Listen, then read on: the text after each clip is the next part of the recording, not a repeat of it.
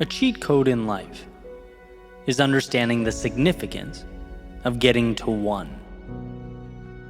Because if you can get 1, you can absolutely get 2. And if you can get 2, you can get 3, 4, 5, 5,000, 500,000, or 5 million.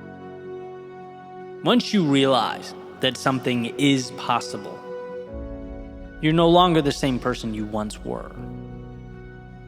Your hands need not be held to the sky as though the universe is going to drop something into them. No, you've cracked the code, you have the info, and the burden has now been placed directly onto your shoulders. That little question, is this possible, dissipates. Getting to 1 was your proof of that. And then the obvious accompanying question, now what are you going to do about it? What are you going to do? Because the race isn't to 1 million, it's to 1. 1 is the power, 1 is the reassurance, 1 is everything you need. If you can sell 1 painting, you can sell 50,000 paintings. If you can make 1 3-pointer, you can make thousands of 3-pointers.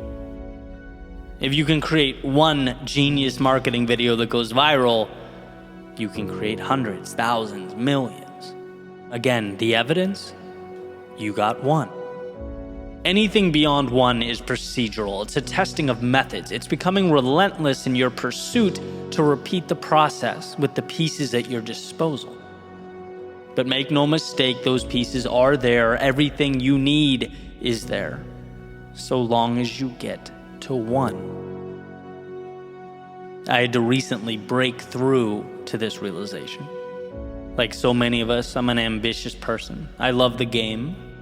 I want to add value to more people, reach more listeners, generate more revenue, scale impact, all that stuff, of course. But for a while, I just couldn't figure out how. I became almost disillusioned. What am I doing wrong? What if maybe, do I dare even think for a second that I've gone as far as I can go? But was ultimately rescued. Rescued by the realization that I was asking the world for things I didn't have instead of leveraging what I did. I needed to separate the value I possessed from the logistics that would transport it. Because, and this is what we forget, I've already performed my miracle. I've added value to 1 person, and if you can add value to 1, why not 10? Why not 10 million? It's not a product issue. It's a scaling question. The car works. Figure out how to get it to the racetrack. The tool is effective. Now get it into the hands of the builders. You see the difference, the confidence that comes with that? Instead of doubting all that you bring to the world, asking yourself if more is possible, you say, yeah, of course it is, because I've already done it. Here is my proof. Now what's around me that I can use to deliver it? How can I try things, reposition things, figure out how to scale and get further? But I know it's possible. So many of us have already gotten to 1. We're adding value. We're doing what we believe in. But we're asking the wrong question. We're still asking whether more is possible. It is. The burden is just on you to bring it to fruition. The burden is on you to find a way to scale the value contained in your 1 thing. And by the way, if you haven't arrived at 1 yet, buckle up. Right, getting to 1 was one of the best periods of my life. Right, finding your value proposition, enjoying the process, exploring, finding that intersection of value and personal contentment. You'll eventually arrive there. But remember, for you, the goal is not 1 million, it's 1. 1 idea that works, 1 approach that lights you up, 1 action that opens your eyes to the upside, that makes the world better to those around you. When you've found your 1 thing, when you know it makes a difference, then you move on to the scaling chapter, right? Then how do we turn 1 into 1 million? But they're two different questions. So remember that moving forward. No matter how stuck you feel, if you have 1, you simultaneously have a little seed capable of producing infinity. It just needs attention. Trust yourself to work through the logistics because that's all it is. Transform the if into how and start building that staircase straight to the moon.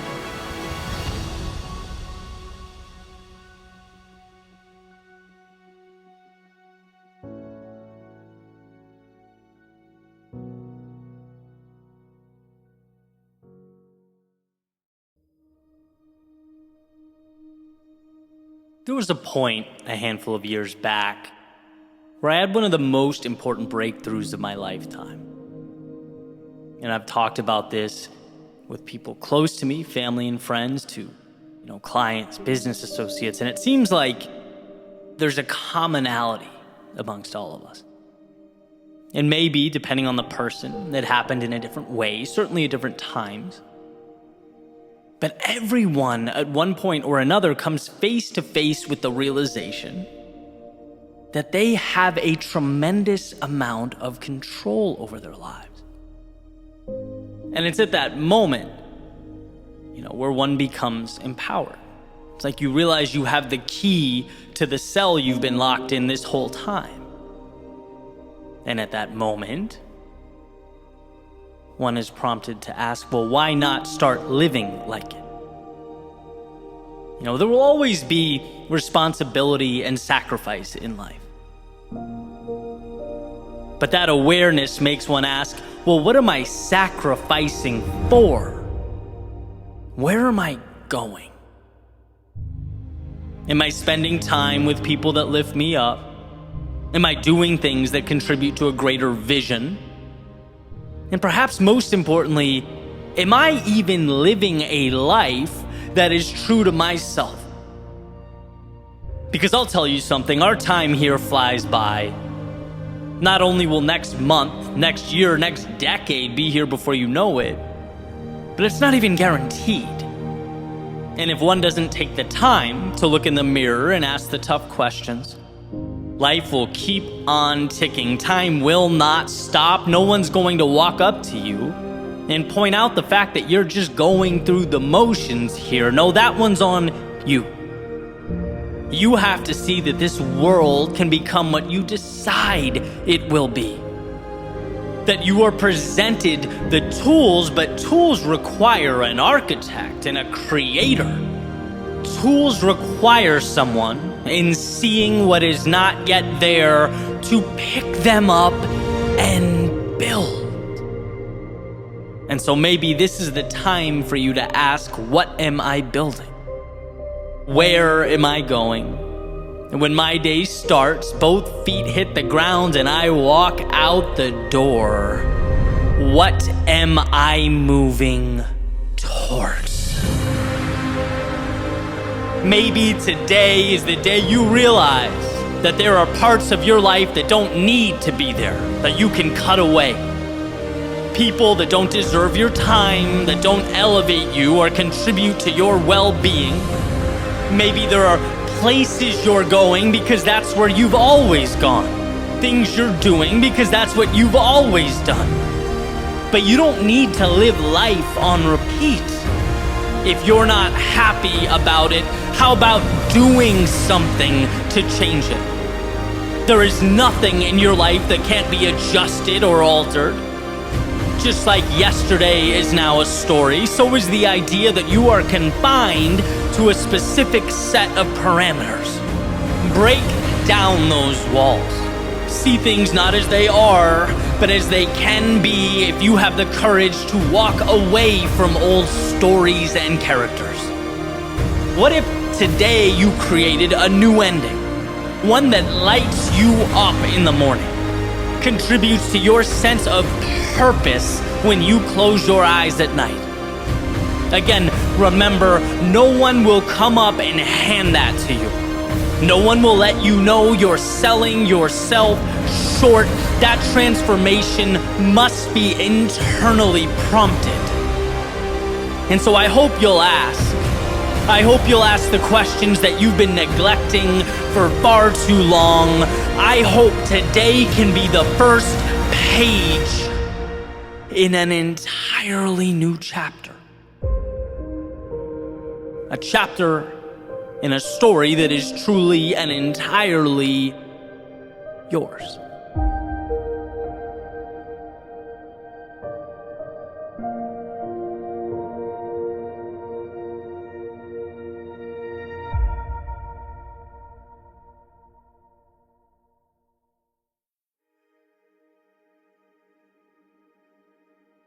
Life is perspective. So during the good times, find gratitude. And during the difficult times, find the opportunity. When you have the answers, when you know, be proud of your knowledge. And when you don't, celebrate all the wisdom to come. When the sun is shining, cherish the warmth on your skin, and when it's not, learn to run in the rain. When you're focused, appreciate the clarity. And when life feels chaotic, embrace the chance to manufacture order. When people come into your life, value the ride that you'll share. And when they leave, take note of all they gave along the way. When you win, reflect back on all the hard work that made it possible. And when you lose, take in the lessons that even winning can't provide. When things go as planned, revel in your ability to execute. But when your plans and life's plans diverge, remember that some things are simply outside of your control. And now, this moment, is a chance to identify and utilize the things that are in your control. Henry David Thoreau, it's not what you look at, it's what you see. So see the world as you'd like it to be. Never turning a blind eye to reality, but realizing how much control you have over making reality your own. We are the builders. The world around us merely provides the components and the pieces. And if one were to live as though there were value in every moment, they would inevitably find themselves looking for that value, perhaps even when it was difficult to find, most elusive, when most would hang their heads and walk right by it. I look out my window and see a world that is neither valuable or valueless. I see a blank canvas in which we are tasked with making that decision. Life is a roller coaster ride. It has ups and downs, the obvious and the unexpected. And while some think nothing of the high points and dwell on the low points, there are an abundance of resources, of beauty, of joy, reserved for those who understand how great the highs are and how valuable the lows. Who take what comes, not as walls to live within, but as parts to assemble. Not as antithetical to their hopes and dreams, but as the very foundation they will build those hopes and dreams upon. This world is not for you, just as much as it is entirely yours. It calls for you to be that arbiter. For what you decide will inevitably take shape.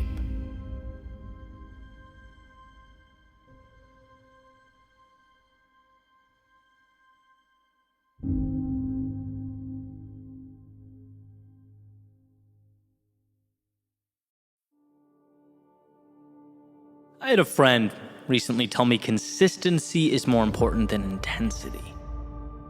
Interesting, I thought, right? Put it in my back pocket and moved on with my day. But the more I thought about it, the more I realized how valuable those words are, how necessary. I think because typically my brain associates the acquisition of more with an increase in intensity. It's like you want more? Okay, find a way to give more, to be better. That's the equation my brain was familiar with. And while not necessarily wrong, what it can do is diminish the power of showing up. It neglects the compound effect. The reality is that consistency over time becomes intensity. A snowball rolling downhill doesn't just increase in size, it increases in speed. Intensity is second to consistency because consistency creates intensity. Consistency is the material from which everything else is made. And we forget that. Thinking about how much bigger, better, stronger we'd like to be. Why can't I just leap a mile? Well, my friend, it turns out you don't have to. Miles are comprised of single steps. I wanted my run yesterday to be about 3/4 intensity. Decided the goal would be to land just under 8 minutes per mile. 7:59 would put me in a good spot for my plan for the week. But as happens, from time to time, the sun, the heat, my body weren't about it, right? And halfway through the run, I'm a little higher than I wanted to be, averaging about 8:01, 8:02 per mile, a little above my mark. And I thought to myself, you have to be better. You have to make a move right now. You have to find something in there. But did I? Did I have to find anything? Because it turns out I was right on track and didn't see it. What I needed to do was simply hold the 8-minute pace, 8:01. Just hold it. That keeps me in the game. Then we kick it up at the home stretch. And the last sprint will be enough to get my cumulative average down to 7:59 per mile. No miracles here. Forget the intensity. All the world is asking of me is consistency. Show up, step by step, keep myself in the game. It's amazing that when you're hurting, the mind plays highlight reels of everything you lack, everything you're not doing, right? It's reaching. We get so uncomfortable or impatient that we think we need to perform magic tricks. And it's like, no, keep showing up. Keep yourself in line. The intensity is a derivative of the consistency, and it will make its presence known. So during those first 7 miles, I showed up, I committed, and I held on, right? Understanding the assignment, big picture. Thought only about consistency, staying calm, and then as planned, picked it up at the last mile, hit that goal. See, these little mental games are packed with value. They reinforce bigger picture truths. Show up, put in the work, find your rhythm, and hold. Don't stress yourself out looking at finish lines you have not yet crossed. Don't let the delta between where you are and where you want to be intimidate you. Right? That's precisely the reason people quit and walk away. They get so caught up in where they are not that they forget little steps over time are what bring about change. They don't understand that the snowball is increasing in velocity as well as it rolls down the hill. That by staying focused, their output becomes the avalanche. So when you feel like the world is increased in size and its obstacles in number, know that there is value in holding the 8, the 8:01, the 8:02. Know the power of simply getting on base, of getting up again and again and again, of putting yourself in position to succeed. Because your time to sprint will arrive. And when it does, you'll be battle tested and prepared. But the sprint only matters because you stayed steady, stayed consistent throughout, step, step, step. So remember, when the rest of the world is talking about the shortcuts, the life hacks, and the secret solutions that will change your reality, they're missing the mark. Because one brick at a time, one step at a time, one day at a time, you're building something that can't be manufactured overnight. You're committing to the process and will ultimately experience that which can only be experienced by those who paid the price. Those who didn't panic or overanalyze, but put one foot in front of the other consistently, every single day.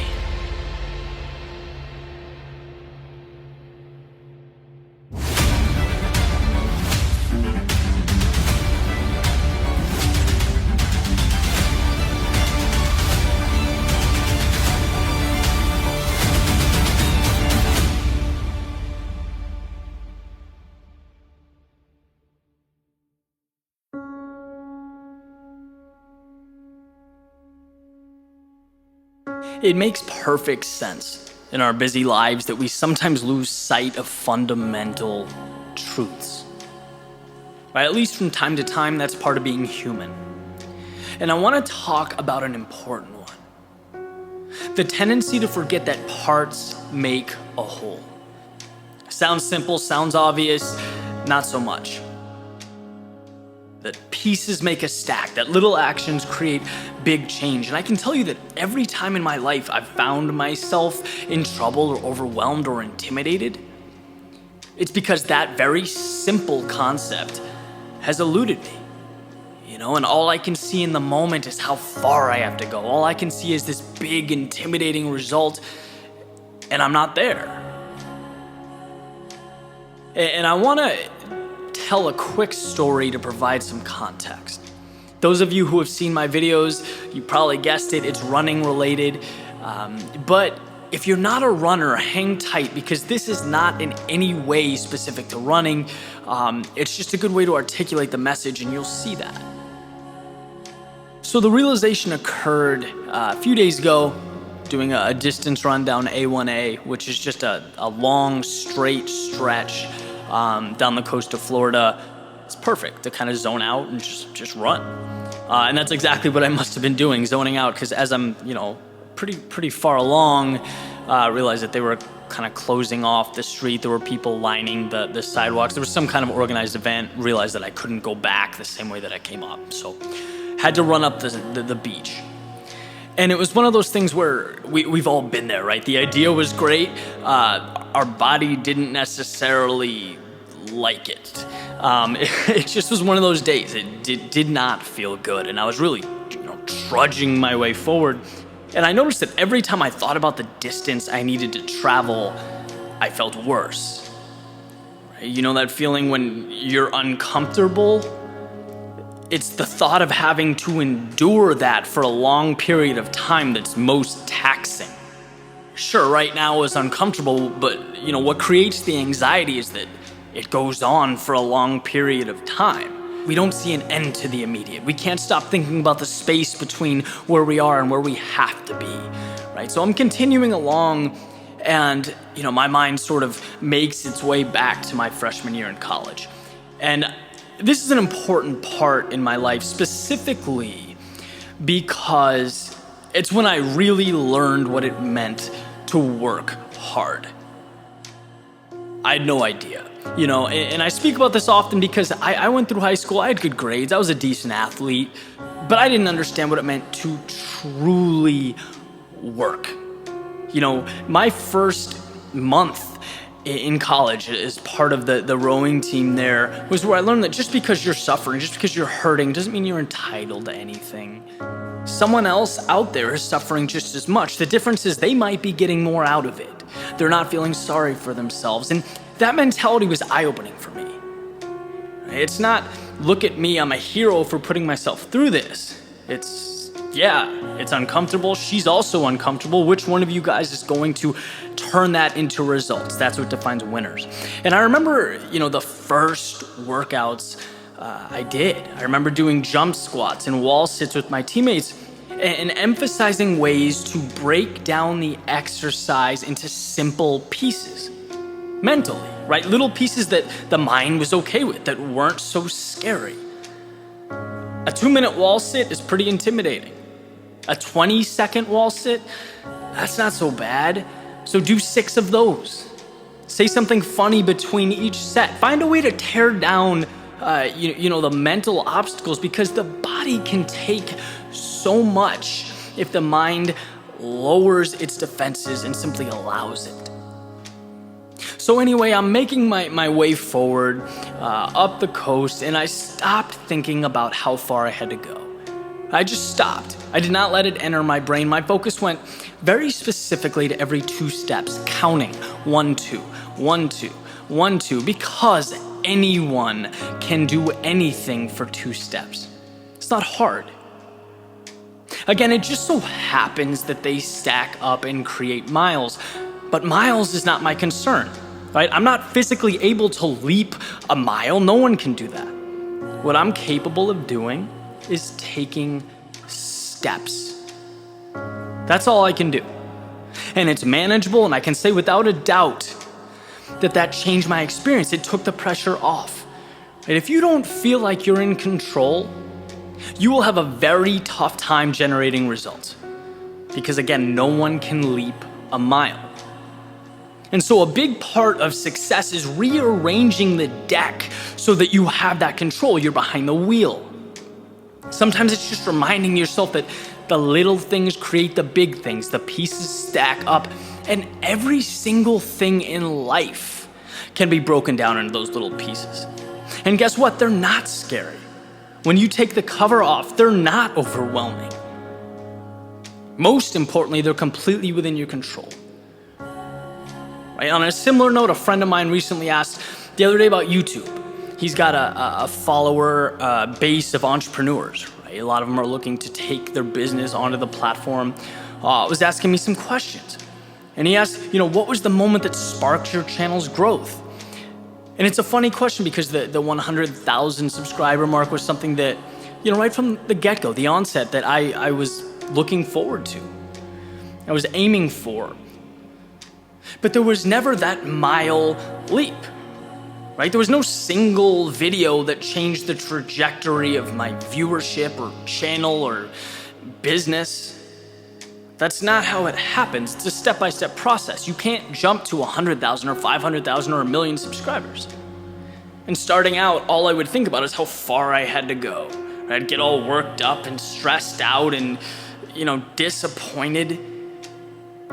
But you learn lessons as you go through things. And I realized that you don't get X many subscribers in a day. And if that's your focus, of course you'll be overwhelmed, because you can't control that. But what you can control is every thought, every video, every interaction with someone who cares about your message. And if you stay true to that, your consistency manifests itself in the form of a growing subscriber base. And the point is, it doesn't matter what you're doing, right? Talk about running, talk about YouTube, it could be sports, it could be relationships, it could be anything. Yes, you want to understand where you're going, you want to know your target, you want to lock in a direction, then let go. Goals derail us because we forget what they're made of. They're made of little vulnerable pieces. To get to the top of a mountain, you have to climb it rock by rock. And when you're looking up from the base, yes, it's demoralizing. It might even seem impossible. But no one can cover that distance. It's about the steps to the top. And then at some point, so long as you decide not to turn around, so long as you remain committed to overcoming each tiny obstacle, each barrier, you'll be at the top looking down at everything else, everything below you. Why? Because you didn't see the stack. You saw the pieces that were laid on top of each other, one by one. And that makes all the difference. Success is seeing what's beyond the surface, what's past the thing staring you in the face. And if you can manage to do that, you'll see that nothing in life, nothing, is too big or too tough for you.